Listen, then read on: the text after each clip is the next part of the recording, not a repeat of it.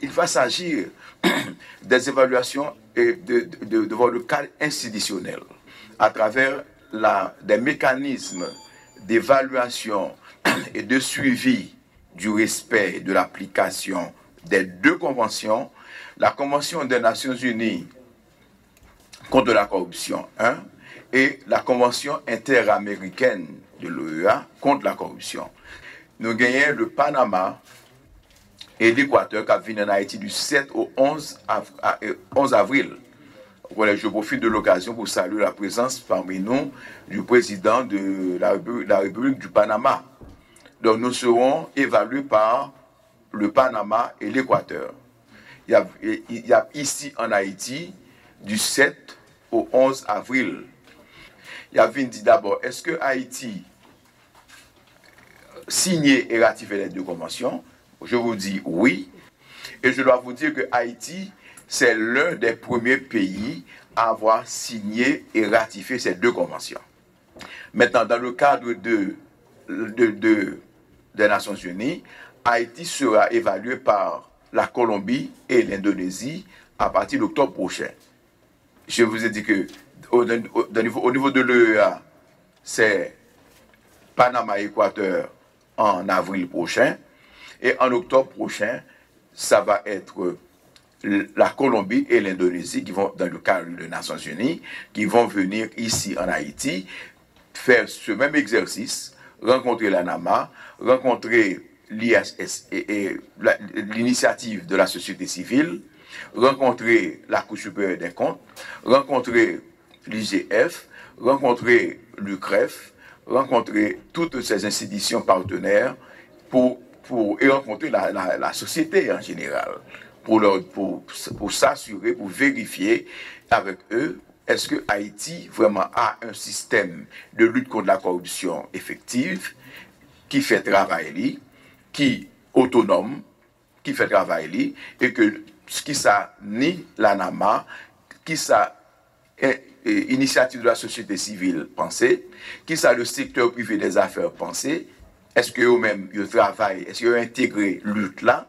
Donc voilà en gros en quoi consiste le mécanisme que pour les deux conventions et des Nations Unies et l'OEA.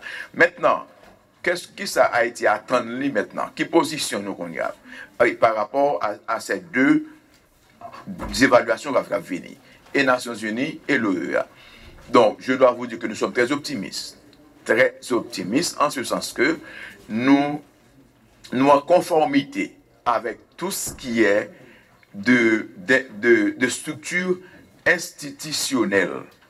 Haïti, d'abord, et de cadres et de structures de cadres institutionnels. Haïti a signé et ratifié toutes les conventions. Haïti a légiféré sur ces conventions. D'ailleurs, vous avez travaillé avec nous, beaucoup de travail à avoir notre loi sur la répression de la corruption votée par le Sénat le 10 mai dernier. C'est l'occasion pour nous maintenant de lancer ce appel, comme l'a déjà fait le président et le premier ministre, et ce appel urgent à nos honorables députés pour que cette loi soit votée avant le 7 avril. C'est très important. Ce que nous attendons de nos institutions partenaires, ce que nous attendons de l'État, des autres branches de l'État, c'est que cette loi soit votée avant le 7 avril. Une fois votée, eh bien, il est clair que Haïti va occuper une place de choix, et notre rapport sera un rapport très positif, puisque tout le travail qu'a fait Haïti a été salué, comme vous le savez, par le monde entier, même par la Transparency International. Et la Transparency International a eu à dire, si cette loi a été votée avant décembre dernier, eh bien Haïti aurait une place vraiment extraordinaire dans le concert des pays de l'Amérique et de la Caraïbe.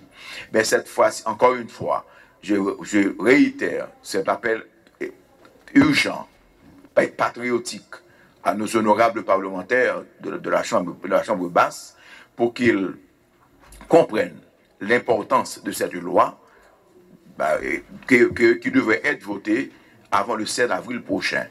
Et encore, je remercie nos honorables sénateurs qui l'ont compris et qui l'ont fait depuis le 10 mai dernier.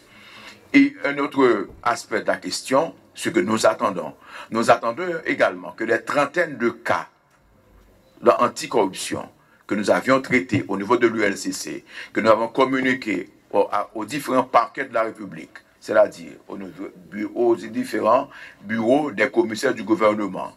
Et nous avons une vingtaine de cas à Port-au-Prince, nous avons 2 cas dans l'Artibonite, nous avons 1 cas dans le Nord-Ouest, à Port-de-Paix, et nous avons 2 cas dans le plateau central à Hinche.